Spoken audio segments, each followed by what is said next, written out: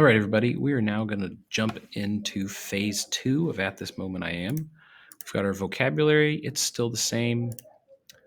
We're still trying to answer the same question. What do stories teach us about identity? The first thing you're going to do is start with an invitation to imitate. Now, you did an invitation to notice with Mr. O'Connor when we first started the project. Here is your invitation to imitate. Imitate means to copy. So, you are going to imitate this sentence by typing it. But first, I want you to drag and drop these shapes over certain things that you notice. Okay? So you can drag and drop them over this word. You can move it around during. You could say years. You could put the star because you see the comma. You could put the star because of the word undergo. You can do this half circle under the word defining.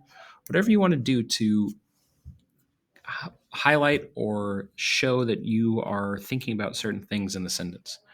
Invitation to imitate is where you are copying with typing, not copying and pasting. With typing this sentence exactly as it is. Same everything. Same capital letters, same spelling, same punctuation. All of it is the same, and you're going to write it in a text box right down here. On the next slide, you're going to go back to the article that you picked from last time, either third culture kids, gender identity, or Asian American means different things. And you're going to fill out this chart. So the first thing you're going to do, copy and paste a sentence from your text that you think best conveys the main idea or the claim of the passage. Copy and paste that here. Then copy and paste a sentence that you think is a supporting detail or an example of text evidence of your claim. Do that again right here. Then you're going to do a short little constructed response. You're completing this prompt using 2 examples and explanations of cited text evidence. So this should be a whole paragraph by the time you're done. You're completing this right here. So this is your sentence starter for the rest of your short constructed response, which is a paragraph long. The author details the difficulty with identity in this article too, and then you're going to explain what your author is showing, what they're doing, what they're saying about describing this part of identity for the people of your article. You need to use 2 examples and explanations of your evidence. Then you are going to read a short article called Where's the Color in Kids Literature? Go ahead and open that up. And as you read, it's only a few paragraphs long. You're going to copy and paste again a sentence that you think best shows the main idea or the claim of the passage. Then a supporting detail. Here, you're going to highlight the sentence from the paragraph that provides evidence of how Marley Diaz's efforts improve representation in literature.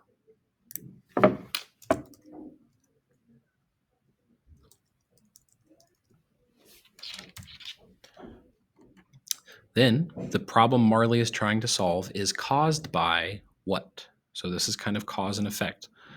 Think of what Marley's trying to do and what is causing that problem, and write this as a complete sentence. Type it out as a complete sentence. And then you're just going to select which of these happened in the article.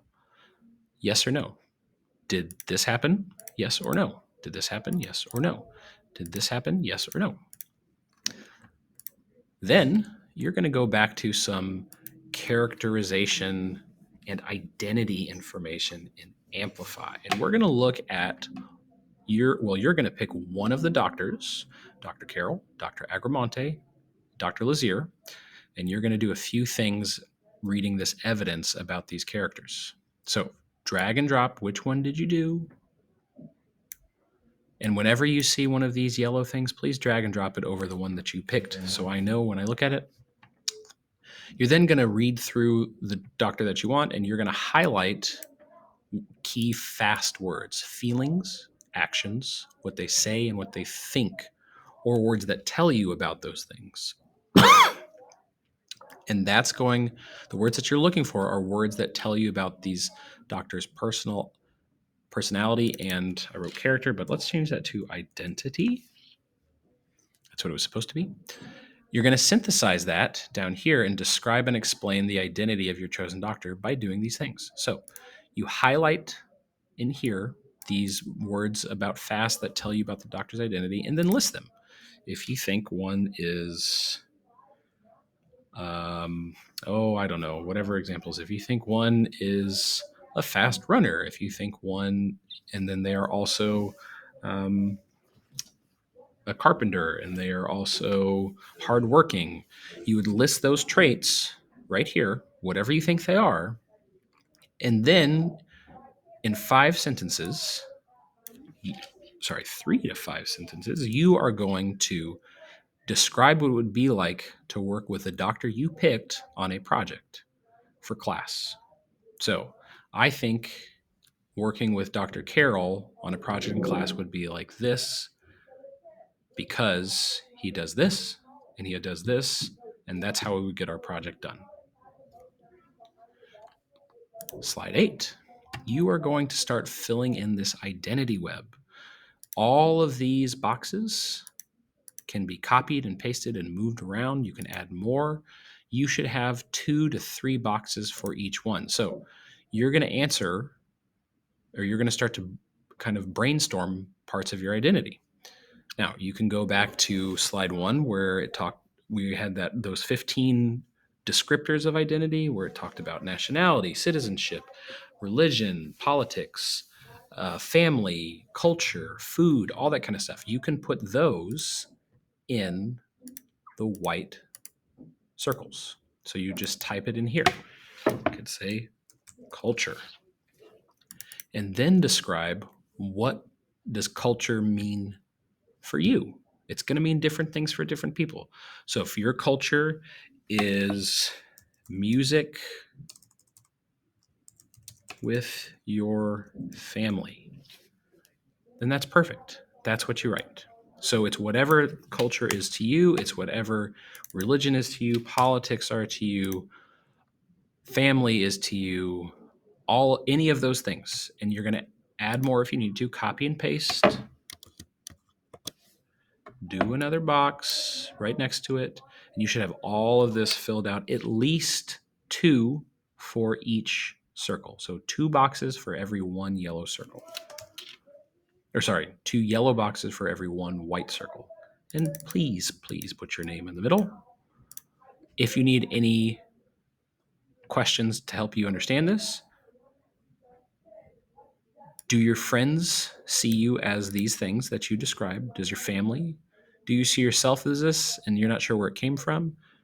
What kind of experiences did you have that tell you about kind of the culture or whatever your characteristics for describing identity are? And then you can also describe how you see it in the media. I feel like I see this, which makes me think I am this. You're going to do a quick write. Who are you as a member of your family? Nothing crazy. You're going to write for 10 minutes straight. Set yourself a 10-minute timer. Make a text box right here. And you should have 150 to 200 words minimum for this quick write. Who are you as a member of your family? You can start to describe if you have brothers and sisters. Do you live with your dad? Do you live with mom, grandma, aunt, uncle, whoever? And then go ahead and describe what your relationship is like with them. Are you helpful? Do you like to bother your older brother? Describe any and all of those things. Then we have our invitation to create. So we did invitation to notice, imitate, and now create. You are going to make your own version of this sentence using these words that I already have here, and you're going to fill in the blanks. So during the blank of blank, blank, blank, blank, blank, blank, blank, blank, as long as it makes sense, it's fine.